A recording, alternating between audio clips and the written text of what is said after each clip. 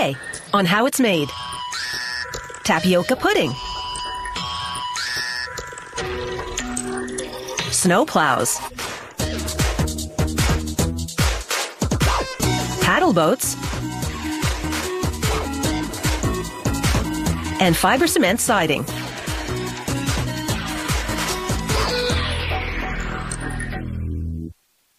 Tapioca pudding is a textural fusion of creaminess and chewy tapioca pearls. The recipe is at least a century old, and there are conflicting theories about when and where it was invented, Britain or the United States.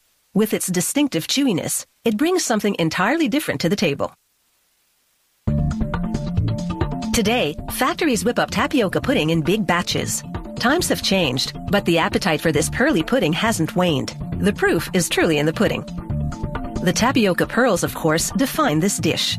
The opaque little balls are processed from a vegetable grown in South America called cassava root. The recipe also calls for more traditional baking ingredients, like whole milk, eggs, sugar, and vanilla. They pipe the whole milk into a giant mixing kettle. This kettle has steam-heated steel walls to gently cook the ingredients while blending them. As the milk froths, the cook measures the tapioca pearls. The pearls arrive at the factory already processed, formed by grinding the root vegetable into powder and tumbling it to shape it into properly sized pearls. As the pearls cook in the milk, they'll soften and swell to double the size, just like rice. But unlike rice, they'll take on an almost jelly-like, chewy consistency. He adds sugar to sweeten the mix. The cook then leaves the swirling and foaming mix to cook for over an hour. Meanwhile, at another station, they add tapioca starch to a different blender full of milk. This blender is unheated and has a higher speed for mixing that's fast and furious. He adds eggs. And he flavors the mix with salt. The tapioca starch acts as a thickening agent for this separate mix, as the blender whips it to a frothy state. They transfer the starch blend to the main mixing kettle. The cook adds a natural food coloring to make the pudding beige, along with some vanilla flavoring. The tapioca pearls are just the right consistency. This pudding is now fully cooked and ready to move on to the filling line. They pump it while it's still steaming hot into single-serve plastic cups. Packaging the pudding while it's still hot is an act of food preservation, which, not surprisingly, is called hot fill.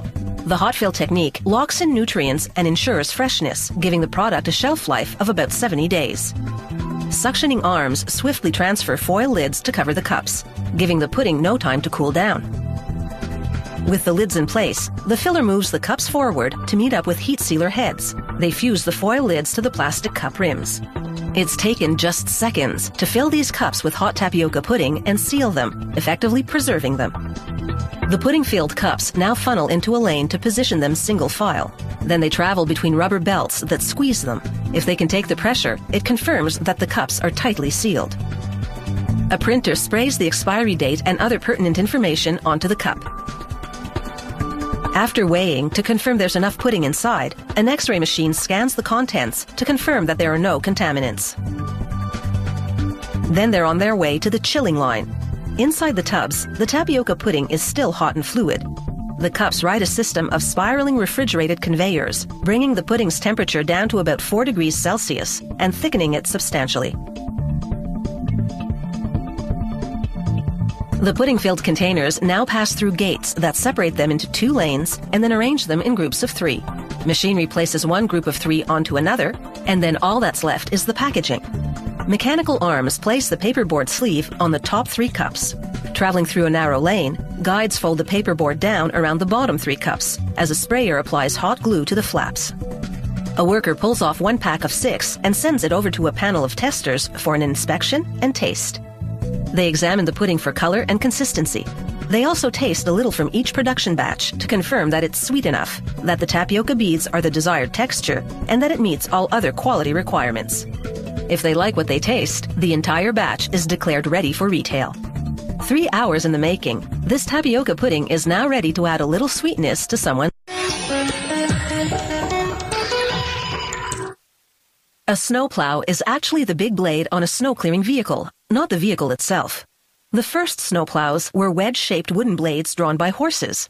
As cars replaced horses, these gave way to metal plows mounted to the front of trucks and other large machines. A snowplow is a blade made of either stainless steel, which is rust-proof, or carbon steel, which they coat in plastic-based powder paint to prevent rust. To begin making the blade, they take a sheet of steel about 3 millimeters thick and insert it in a press.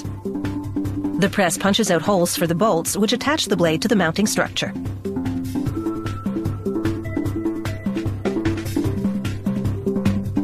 Next, they feed the sheet through a rolling press. The rollers apply 35 to 40 tons of pressure, curving the sheet to the required shape.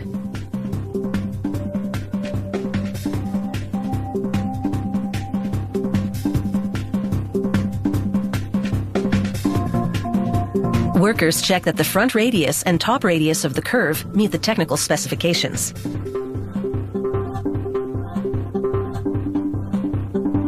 Next, using a machine called a press brake, they bend over the top of the sheet.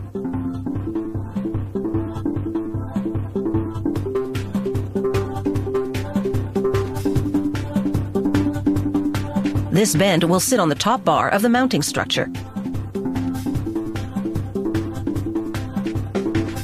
The mounting structure is made of several parts cut from giant plates of carbon steel. A computer guides the cutting machine, which uses electrode-generated flames. Their intense focused heat literally slices through the steel by melting it.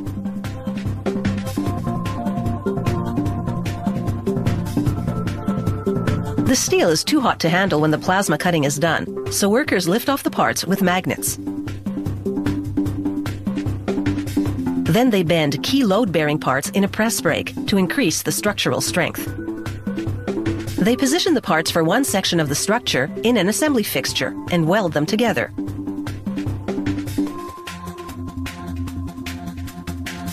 In a different assembly fixture, they position the parts for another section of the structure. A robot welds those together. Back at the first assembly, they use pins to attach a spring-loaded component called a trip edge. It protects the vehicle from damage by absorbing the shock through the springs rather than through the vehicle frame, should the plow hit an obstacle on the road. After welding the two sections together, workers send the structure to the powder coating area. There, workers spray it first with powder primer, then with powder paint. Each coat is baked to activate the plastic base, which produces an ultra-durable shell over the metal. Once the structure cools, workers install the springs for the trip edge. Then they attach the base of the structure called the cutting edge. It's made of a harder type of steel because it scrapes the ground. The structure is now finished and ready to receive the blade. This one's getting a stainless steel blade. The bent top fits over the structure's top bar, the bottom into a slot below. Workers secure the blade with bolts, then finish off the plow with a decal. For this model, they make two plows like this, mirror images of each other. They go side by side, connected in the middle by a hinge, to form a V-shaped snowplow. Straight plows have a single blade attached to a different type of structure. All the parts, except stainless steel blades, are powder painted and baked.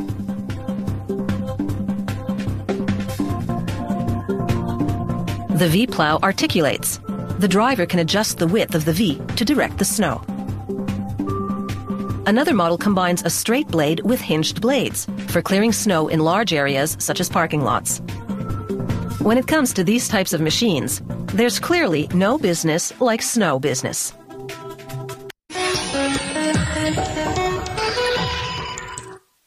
A paddle boat is a small recreational vessel perfect for a leisurely ride on a lake.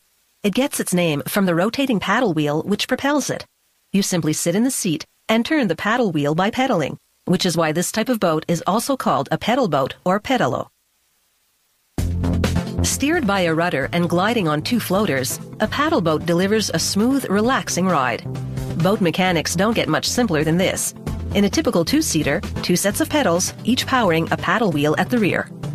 The factory molds the top and bottom halves of each floater separately. First, workers spray the mold with gel coat, a type of polyester. Next, they cover the entire mold with fiberglass cloth, then add a second layer in the front and bottom, where the floater will be a bit thicker. Then they lower a cover onto the mold, latching it down securely to make the mold airtight. They draw a vacuum to extract the air trapped inside, then inject liquid resin. The resin saturates the fiberglass cloth and within an hour hardens, producing solid fiberglass, a lightweight material that's both impact resistant and waterproof. After extracting this half, workers mold the other half of this floater and the two halves that make up the other one. They apply fiberglass glue to the edges and carefully align and mate top and bottom.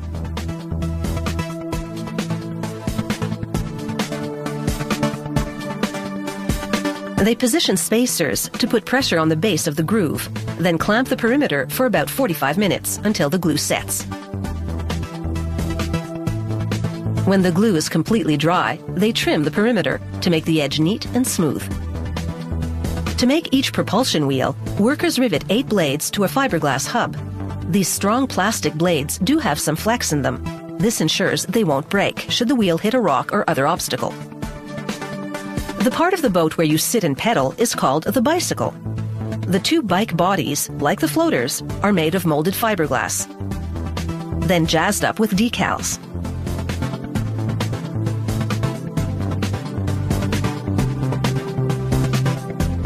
Since the bicycle mechanics are routinely exposed to water, they must be rust resistant.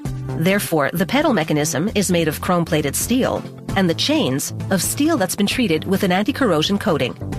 Each bike has 2 chains, the first linking the pedals to one side of a central gear, the second linking the other side of the central gear to the propulsion wheel.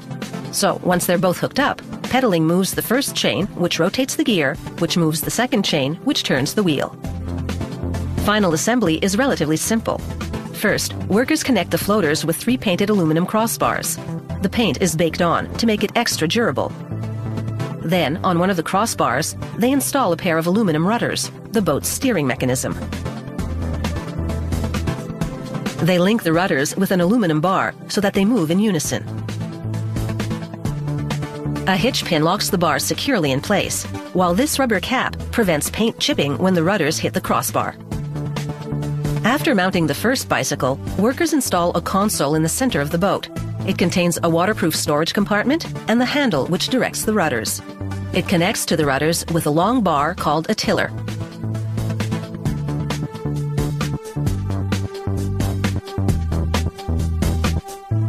Next, they mount the second bike.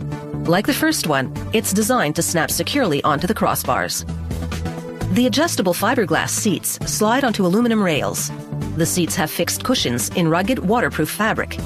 The boat's retractable canopy is made of the same fabric on an aluminum structure. A paddle boat is virtually maintenance-free. You just have to oil the mechanisms a couple of times per season, and from then on, it's smooth sailing.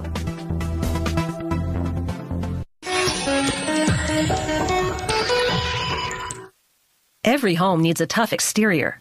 Fiber cement siding is a concrete option. Made of cement, sand, and wood pulp, it's engineered to be fireproof, insect-proof, and weatherproof. Embossed with various wood grain patterns, it has a natural look that's big on the street. Fiber cement cladding is a century-old product that was actually reinvented in the 1980s. Asbestos was removed due to health concerns and replaced with wood pulp. The pulp provides the fiber that prevents cracking. Production begins with silica sand. A loader shovels it into an underground conveyor. The sand particles, which are about the size of beach sand, are about to be ground down to a fine powder. The conveyor takes the sand up to a revolving cylindrical grinder called a ball mill, so named because inside, steel balls tumble around to smash the sand particles into much smaller bits. They pipe in water to keep the dust down and eliminate the need for an exhaust system. This also liquefies the sand, making it easier to pipe it through the plant during the various stages of processing. But the sandy liquid needs to be thickened substantially, so it's into a tank to drain off much of the water. What's left is about 80% sand. The next ingredient is wood pulp, which gives the cement siding bending strength. Without it, the fiber cement siding would be brittle and crack easily. They add water and stir to soften and liquefy the pulp so it can be easily pumped around the factory for processing. At the end of the mixing, the pulp looks like thick oatmeal. Next, they lower cylindrical sieves into position. But first, they blend together the liquefied sand, cement, and pulp, along with some additives, creating a fiber cement slurry. They pipe the cement slurry into a trough beneath the sieves. As the sieves rotate through the slurry, residual water drains through the mesh walls, leaving a fiber cement film on the surface. The film transfers to a felt belt moving overhead. Through the felt, a vacuum mechanism sucks more moisture from the film until it forms a solid fiber cement sheet. Rollers squeeze numerous sheets together. They're still moist enough to stick together, and they fuse into one thick board. Another roller then presses a wood-like pattern onto the surface of the cement board. A spray of high-pressure water then slices the cement sheet into planks. A robotic suctioning head gently picks up the fiber cement planks and transfers them to a pallet. The planks are fragile at this point and need to be handled with care. Loaded onto the pallet, the cement planks are now ready for some toughening up. They bake the fiber cement siding inside steel tubes. They're autoclaves, high-pressure ovens. Inside, pressurized steam enhances the chemical reaction between the ingredients to cure the cement clapboard. Then they load the pallets of cement siding onto a rail car, and it's on to the next station. Here, machinery does something they call stack breaking. During curing, the siding planks can get stuck together, so these hydraulic cylinders lift and jostle them to separate them into individual boards. They put a siding sample to the test. With both sides of the board stabilized, a rod bends it at the center to determine the stress point. If it can take a lot of pressure, the whole production line moves forward. Spaced apart now, the fiber cement planks ride by sprayers that paint the sides and the ends a nice shade of red. The siding then enters a curtain of paint of the exact same color. The paint adheres to the front of the boards. These mirrors expose any missed spots. If there are any, they'll do touch-ups. The transformation from a pile of sand and other ingredients to something that looks a lot like wood siding has taken just 3 days. And once installed, these wood-look cement planks could fool the neighbors. After all, it's all about putting up a good facade.